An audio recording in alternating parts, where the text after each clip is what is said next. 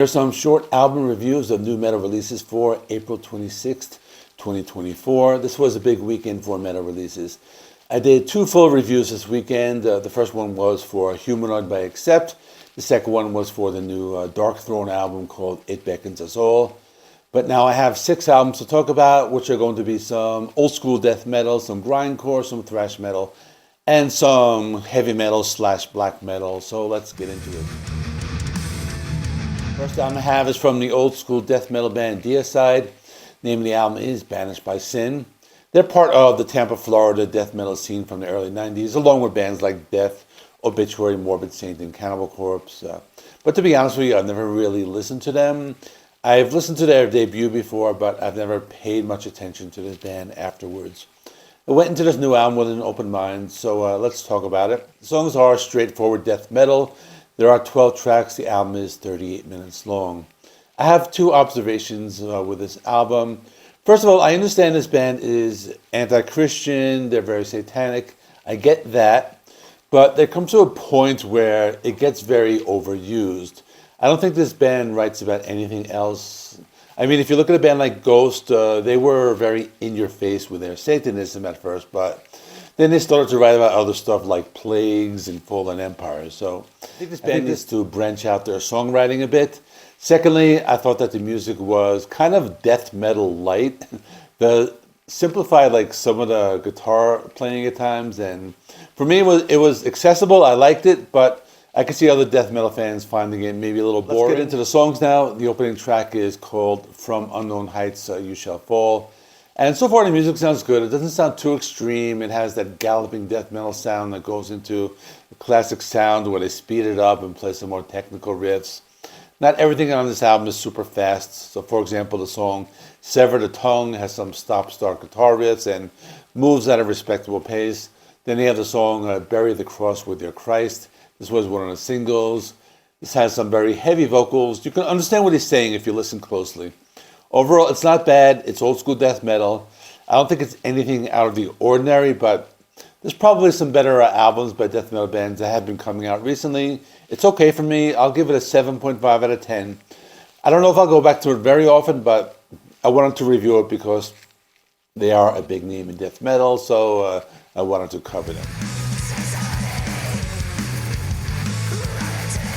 Next album I want to talk about is Full of Hell, and the name of the album is Coagulated Bliss. This, I guess you can call it a grindcore album. Metal Archives lists them as power violence, which is a genre I don't really know what it is. They call it grindcore and death metal and noise. So it's a very experimental type of extreme music. The album has 12 tracks. It's 25 minutes long. Most of the song lengths are about a minute and a half long, with one exception being there is a 6-minute song. But otherwise, everything is straight and to the point. Each song has a full set of lyrics where they talk about different topics, mostly death metal stuff. But they do it in such a condensed way, so I think that's impressive. The opening track is called Half-Life of Changelings, and the song mixes some extreme death metal with some guitar riffs that sounds a little bit like alternative rock. That's what I got from it. Next track, Doors to Mental Agony, has more of that chugging guitar sound. The song may be short, but there are lots of tempo changes and experimentation. Fractured Bonds to Mecca is very different because it's slow, it has a drum intro, and the guitar sounds like an extreme version of some early grunge, like something from like the first Nirvana album. The noise rock type of thing is pretty different. And the title track, Coagulated Bliss, is kind of like a punk rock song, but much more extreme. I like the main guitar riff on that song. Bleeding Horizon is a 6-minute song. I was mentioning that before. That song starts with some softer guitars and more atmospheric sounds. They give you a break from all the madness, and it kind of makes you think about what's coming next. They hit you with some feedback, some heavy droning distortion. There's a reason that song is 6 minutes long. It just drones on. I think it's kind of like those bands like Sun O, where you have to be in a certain state of mind to appreciate it. And the shorter song is called Vomiting Glass, which is 57 seconds of pure madness. Schizoid Rupture has some of those grungy guitar riffs mixed with the extreme and death metal along with some heavy blast beats. Gelding of Men is another one of those weird songs with the noise rock guitar riffs. It gets very extreme with heavy guttural vocals and some strange rhythm patterns. Malformed the Ligature is the last song in the album. It's kind of strange because it almost sounds like a normal song with a typical 4/4 drum beat and guitar riffs. Then it just goes into complete mayhem. Basically on this album, there's a lot going on. There's a lot of experimentation. It's not easy to digest, but I think it's pretty good. I think you have to listen to it a few times to appreciate it. I think if you're into this music, it's actually pretty good. I'm going to give this a score of 8.5 out of 10. It's the type of album I know like you have to listen to it a few times. It will grow on you after a few listens, and I like it when bands kind of keep you on your toes. On this album, like you don't know what's going to happen next, so I like it. Check it out.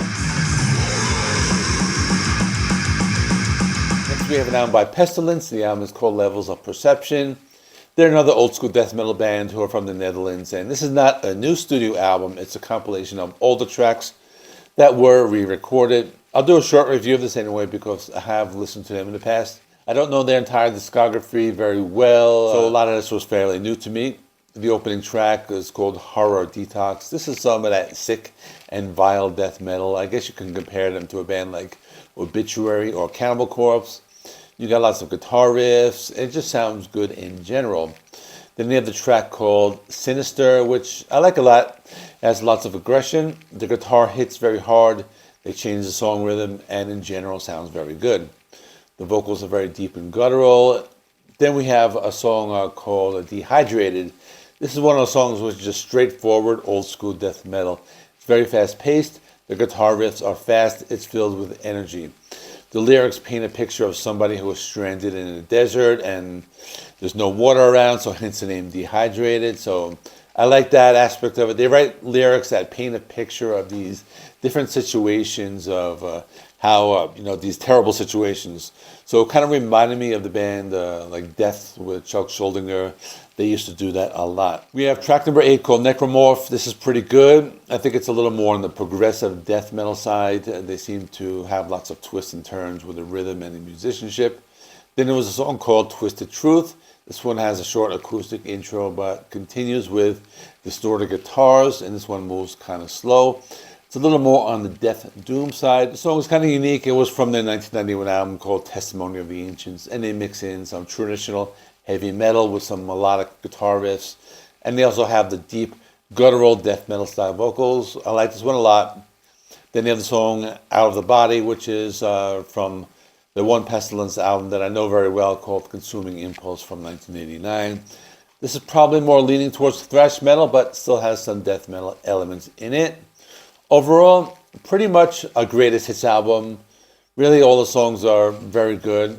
The production is very good. Sounds a lot better than some of the originals. I like this album a lot, even though it is a compilation, but I'll give it an 8.5 out of 10. I think it's something I'll go back to because Pestilence may not be one of my all-time favorite bands, but I think this way it's easier for me to listen to an album like this instead of like going to a deep dive into all of their albums. So for that reason, I have it here. Check it out. The next album I have is from the band Tombstoner, and the album is called Rot, Stink, Rip. So this band is part of that new wave of old school death metal. They're from Staten Island, New York. This is their second full-length album. Now, I remember when the debut came out. I didn't review it on my channel, but I remember other channels talking about it. The album has 11 tracks. It's 46 minutes long. The album has an intro track called Execution Bell, which is 2.5-minute instrumental. Then they have a song called Sealed in Blood, which is just filled with some of those disgusting and gross death metal guitar riffs and deep guttural vocals. Song with some different vocal styles used, and they do some twists and turns. The title track, Rot, Stink, Rip, is filled with fast drum beats and lots of aggression. Then there was a song called Static White Noise, and this one stands out because it has a little bit of that groove metal sound where the guitar player makes this squeal sound. Kind of like reminded me of like a Pantera, Dimebag Darrell kind of thing. So there's a little bit of groove on this album as well. The vocals are very good. It's a mixture of that hardcore style, like shouting vocals with the deep guttural vocals. There was another song called Metamorphosis, has some guitar playing, reminding me of classic Cannibal Corpse. I like the guitars, although it was pretty wild. They have lots of high-pitched squeals.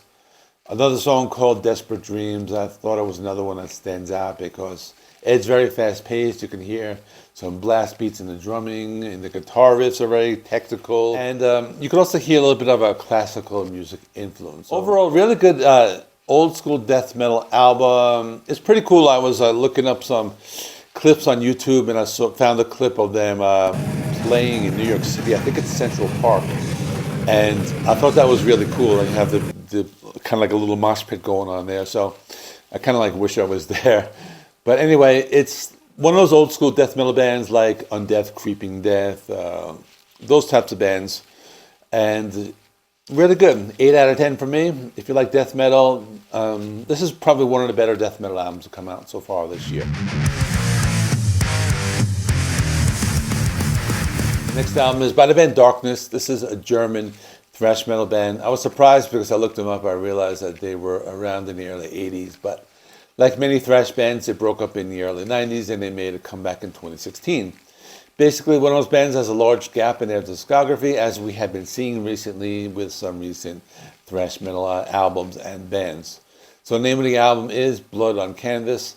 The album has 9 songs. It's 43 minutes long. They open the album with the sound of an alarm clock going off. I thought that was kind of funny because it ties in with a song titled called Wake Up in a Rage. The song has lots of galloping guitar riffs and high-pitched guitar solos. They have a very old-school thrash metal sound. The next song is called A Couple of Kills. This one's pretty cool because it has a very hard-driving drum beat, some thick and heavy palm-muted guitar riffs. It's the kind of song that's very heavy, but at the same time, a very catchy chorus. Then there's a song called Nights in Turmoil, which has a very interesting drum beat and type of song where they use a lot of distortion and power chords, and it kind of builds up to something. The song has some pretty cool guitar riffs. There's a little bit of a groove metal sound on here as well. Some of the guitar playing reminds me of Lamb of God. They have a song called Human Flesh Wasted. This appears to be about a person who works a typical 9 to 5. He's very frustrated and he has this desire to go and kill people and eat them. That was my interpretation of it anyway. There's another song, it's called Roots of Resistance. That's one of the heavier songs with some rapid fire drumming and some aggressive vocals. And the last track is an 8-minute title track called Blood on Canvas. And this one has a really cool intro with the clean guitar tone and the bass guitar. It's very melodic. It's kind of like an extended instrumental. And that section kicks off into the next section, which is a lot heavier and angry and violent. So I like this album a lot. I didn't like it that much on the first listen, but on the second listen, I enjoyed it a lot more. And there's been a lot of good thrash metal this year. This one is a contender, and it might make a top 10 of the thrash. I'm not sure. I have to listen to everything, but there's a lot of good thrash, as I'm saying. But it's an 8 out of 10 for me. I think if you like old school thrash, they give you what you want. This next album is my Dark Horse album. The name of the album is Heavy Metal Wraiths. The name of the band is Morgul Blade. They are listed in the Metal Archives as a heavy metal band, but I think they have more like heavy metal mixed with black metal. That's kind of what I get from them. They're from Pennsylvania in the U.S., so let's talk about it. And the opening track is called Eagle Strike. The guitar playing reminded me a little bit of Iron Maiden, like that style of music in the beginning. But then the song gets a little heavier. They hit you with some galloping guitar riffs. And then the black metal influence comes in with the vocals. It has those really deep and vocals, kind of like those like black metal vocals. Then the next song, Beneath the Black Sails, it kind of sounds like the music of Saxon, but with black metal style vocals. That's what I got from it. They're mixing some cleaner style vocals in the chorus. After that, they add in some black metal style tremolo picking. The title track, Heavy Metal Wraiths, it's old school heavy metal. Another one where I'm going to say it has a classic Iron Maiden influence. Another song is called Frostworm Cavalry. And this is different. To me, it was just straight black metal. Like, they're not hiding it. It's just straight black metal. For me, it was. Then they have a song called Spider God, and this was more like black metal and thrash, something similar to what we had been hearing by those bands like Midnight or Hellripper, those types of bands. Then they have a song called Neither Cross Nor Crown, and this is more traditional heavy metal, very melodic, but again with the darker black metal vocals. There's a few short instrumentals here and there between the songs, so those are pretty cool. They kind of like set up the stage for the next song. And this is my Dark Horse album. It's my surprise of the week, and my highest score, 9 out of 10. It's going to rank very high on my albums of the month. And it's my first time listening to this band, and it just came out. I haven't spent a lot of time with it. That is all. So here's last week's episode right there. So please subscribe to this channel. If you subscribe, you stay up to date on all my different videos I put up. I do lots of classic album reviews. I do new releases, and I do these little rundowns of the new metal that comes out. So thanks for watching. I will see you in the next one.